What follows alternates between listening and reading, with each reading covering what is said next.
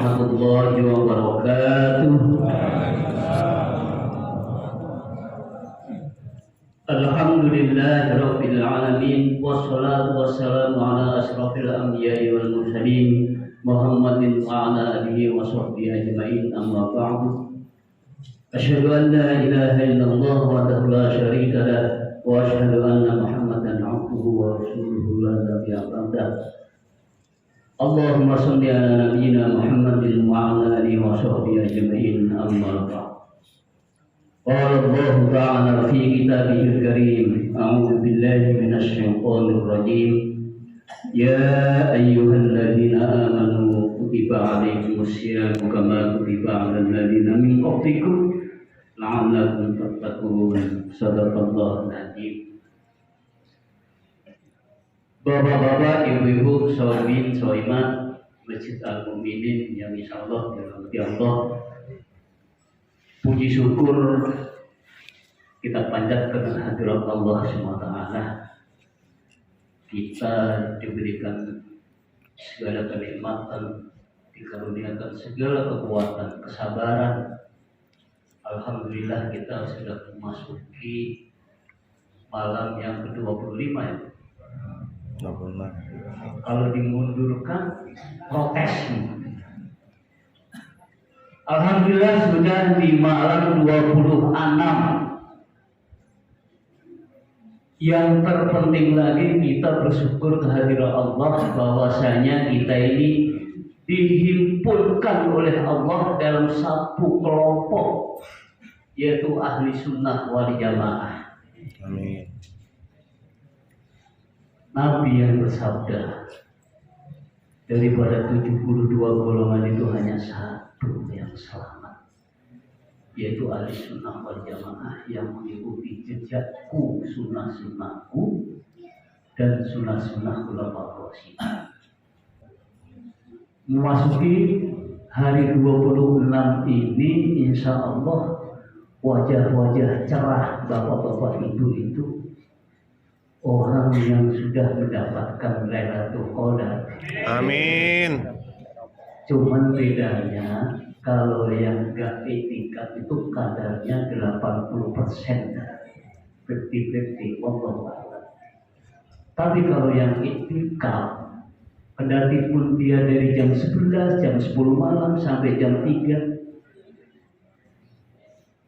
insya Allah kadar Lailatul Qadarnya sudah 99%. Oleh karena itu mempertahankan Lailatul Qadar sebagai predikat orang yang bertakwa itu susah. Oleh karena itu ini malam belum terlambat Pak. 26, 27 kalau mengikuti isbat sidang isbat kita 30 hari. Jangan abaikan, jangan tinggalkan, jangan sia-siakan walaupun 1 hari, 2 hari, seperempat malam pun jangan. Semalam diramaikan kepada anak-anak kecil. Waduh, semangat anak kecil, semangat. Calon-calon kita itu generasi kita. Saya hitung itu sampai ada 15 anak.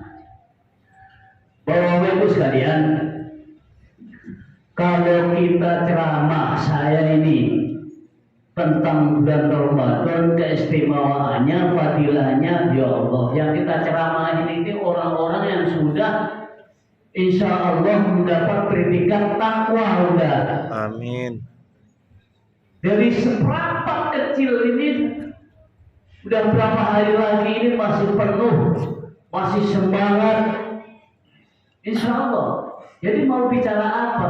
Oleh karena itu saya akan mengangkat suatu kisah yang sudah banyak diceritakan oleh ustaz-ustaz itu. Ini cerita ini di dalam buku, di dalam kitab aslinya Al-Ahkam Az-Zanais wa Bid'auha, terus disalin bahasa Indonesia oleh pakar hadis Muhammad Nasruddin Albani. Kalau orang sebagian ormas di Indonesia disebut nama Albani itu momok. Pak Motarum yang tahu. Ormas apa ya? Jadi hukum tentang jenazah di dalam sunnah ataupun tidak sunnah, saya tidak berani mengatakan bid'ah. Di situ beliau menulis satu hadis begitu panjang. Saya akan ceritakan sebagian besar saja supaya kita mendapat pelajaran dari situ di akhir-akhir Ramadan.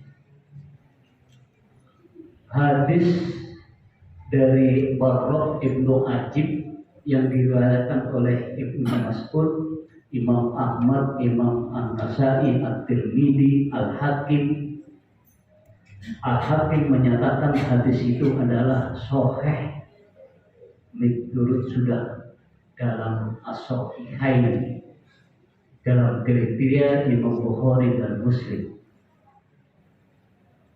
Al-Barrah menceritakan pada suatu saat aku pergi bersama Rasulullah SAW, kami para sahabat ke makam mengunjungi jenazah saudara kami yang dari Bani Ansor. Pergilah bersama-sama Rasulullah ke kuburan. Setelah dilihat lahatnya itu digali, segala macam, jenazah dimasukkan dalam kuburan. Ini hadis sahih.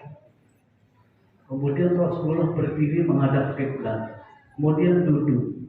Kemudian Rasulullah memegang lidi, ditancap-tancapkan di tanah. Kemudian beliau mengangkat kepalanya ke atas, kemudian ke bawah lagi sampai 3 kali. Kemudian beliau bersabda, mintakan ampunan saudaraku ini kepada Allah. Kemudian Rasulullah mengucapkan Allahumma inna na'udzubika min adzabil qabri sampai 3 kali.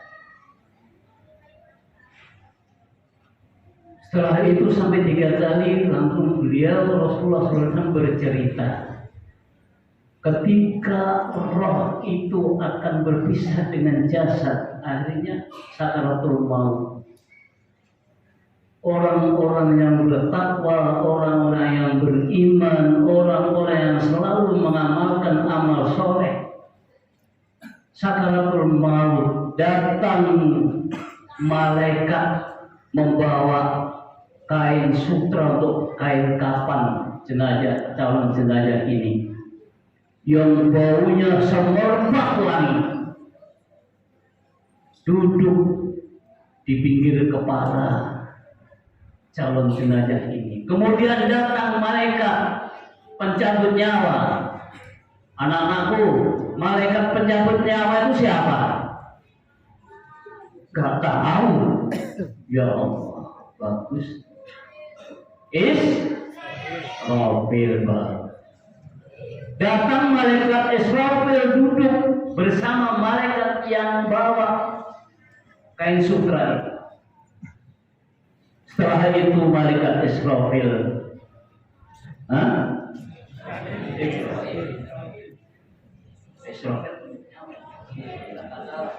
iya, malaikat Israfil duduk berkata, wahai roh yang sempurna, yang mulia, keluarlah kau dari tubuh jenazah ini. Ketika dibilang itu, roh itu keluar bagaikan air yang mengalir dari bejana, mengalun air itu.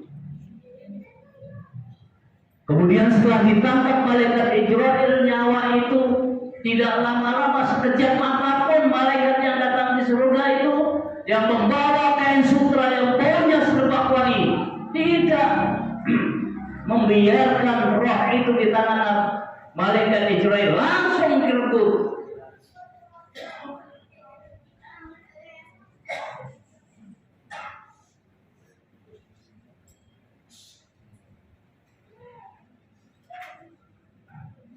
Langsung direbutnya. Kemudian dibawa ke atas angin sampai langit dunia sudah terbuka, langit 1, 2, 3 sampai itu Sidratul Muntaha, langit ke-7. sudah dibuka karena baunya itu sudah. Begitulah orang-orang yang beriman, bertakwa, yang soleh kalau meninggal. Sudah baunya di langit 1, 2, 3. Begitu dibuka, dihantarkan oleh malaikat. Ditanyakan siapa roh itu? Dijawab oleh malaikat dari Anu bin Fulan. Persilakan masuk. Diiringi dengan malaikatnya sampai langit 7. Kemudian Allah berfirman, tulis itu di catatan Illiyin, catatan kitab yang amal-amal baik selalu di Illiyin. Wa ma adraka ma Illiyin. Tahukah kamu Illiyin itu catatan-catatan. Kemudian Allah berfirman, kembalikan roh itu ke bumi, karena aku berjanji kepada bumi, dari dialah aku menciptakan manusia itu, dan aku kembalikan ke bumi lagi, dan kelak aku hidupkan kembali dari bumi itu, aku kumpulkan di padang mahsyar.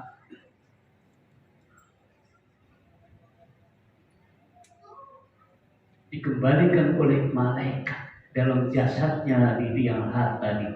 Begitu dikembalikan, dia mendengar telapak-telapak kaki saudaranya, kerabatnya yang ikut menguburkan tadi.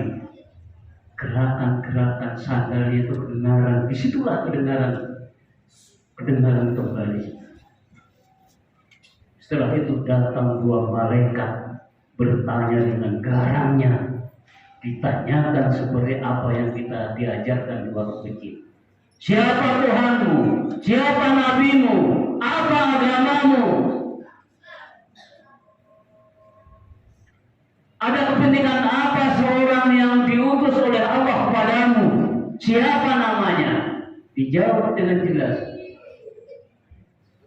Tuhanku adalah Allah. Kitabku adalah Al-Quran, agamaku adalah Islam. Orang yang kau utus, yang diutus oleh Allah untuk memberikan obor kepada, yang diutus Allah untuk memberikan kecerahan kepada adalah Nabi Muhammad SAW. Dengan singkat datang lagi seorang datang kepada mereka, kepada jenazah itu, yang orang yang sudah kalau di dunia orang tergantang itu orang mana, Pak? Kalau saya dengar orang yang tercantik orang Libanon katanya. Saya belum dengar orang yang tergantang dunia itu orang mana. Itu masih kalah sama orang yang datang di jenazah. Baunya begitu serba wanginya. Assalamualaikum ya siapa kamu? Saya adalah amal solehmu. Setelah berdialog, dibuka pandangan matanya jenazah itu, sejauh memandang dia masih kelihatan. Sejauh memandang matanya jenazah itu masih kelihatan, tidak seperti kita saksikan hanya 1 meter, nggak ada, hanya setengah meter kali sepanjang jenazah itu. Allah berfirman, bukakan pintu surga. Pandangan surganya sudah jauh memandang mata itu, sudah berkilau-kilau surga dengan kenikmatannya. Kemudian dia berdoa, ya Allah, percepat hari kiamat, ya Allah, saya sudah gak tahan lagi ingin bertemu denganmu, ya Allah.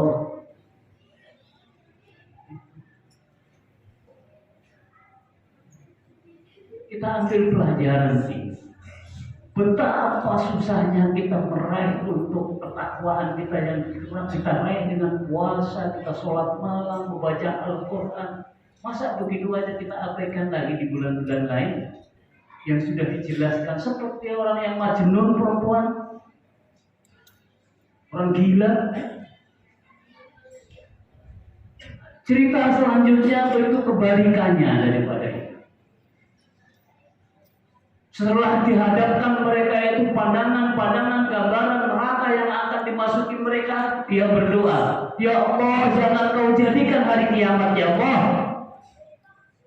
Gak kuat aku melihat begitu pandangan tempat yang aku masukkan itu, ya Allah. Jangan kau jadikan kiamat jadi jenazah yang pertama melihat dia minta disegerakan hari kiamat, yang satu tidak karena takutnya. Yang kedua, firman Allah diceritakan di dalam surat Al-Kahfi 49. Wa fi al-kitab fatawal mujrimin musbihina mimma fi fayaqulu ya laitana hadza ma li hadza. Diletakkan catatan itu di sebelahnya. Kamu melihat betapa ketakutannya orang yang berdosa itu melihat apa yang ada di dalam kitab ini. Mereka berkata, celakalah aku. Apa isi kitab ini? Tidak ada yang ketinggalan di isi kitab ini. Baik yang kecil ataupun yang besar, semua tertera di dalam kitab. Dan dia akan menemukan apa-apa saja yang dia berbuat di dunia. Dan Allah tidak berbuat zalim kepada hamba-Nya. Kalau kamu berbuat dosa kepada Allah, maksiat dicatat sebagai kamu apa yang berbuat dosa. Tapi kalau berbuat amal soleh kamu sekali aja, dilipat gandakan pahalanya 10 kali lipat. Oleh karena itulah kisah yang saya sampaikan itu. Daripada saya memberi ceramah begini, orang-orang ini calon pendapatan udah kayak krokodil kok. Mau diceramain apa lagi? Predikat apa sudah di ujung, tinggal meraihnya. Mudah-mudahan kita dapat prediksi yang diberikan oleh Allah, yaitu takwa agar kita selamat dunia dan akhirat. Itulah dari masing-masing kisah ini kita dapat mengambil pelajaran. Mana yang kita ambil pelajaran? Bapak ibu-ibu, ambillah pelajaran. Ini sedikit cerita, sebenarnya panjang. Garis besarnya aja, mudah-mudahan ada manfaatnya. Karena sudah lebih 15 menit. Kalau ada hal-hal yang kurang berkenan, kalau yang saya sampaikan itu adalah ayat-ayat Allah dan sabda Rasulullah SAW. Kalau ada kesalahan itu datangnya dari saya sendiri. Subhanallahumma wa bihamdika asyhadu an la ilaha illa anta astaghfiruka wa atubu ilaik. Wassalamualaikum warahmatullahi wabarakatuh. Waalaikumsalam warahmatullahi wabarakatuh.